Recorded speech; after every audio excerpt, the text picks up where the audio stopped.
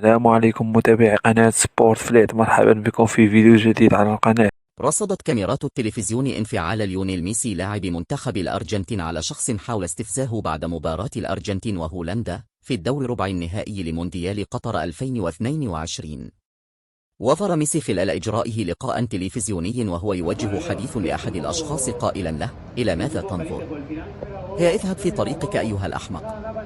ميسي يوجه رسالة قوية إلى فيفا بشأن حكم مباراة الأرجنتين وهولندا.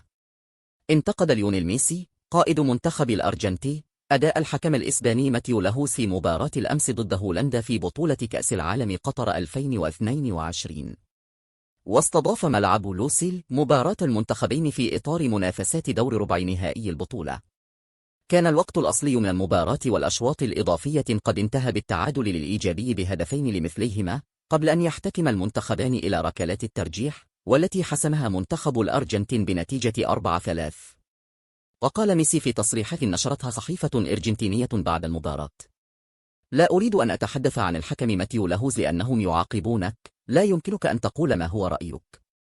وأضاف: يجب أن يراجع فيفا ذلك الأمر، لا يمكنهم وضعه في مثل هذه المباراة، هذا الحكم لم يرتقي إلى مستوى التوقعات.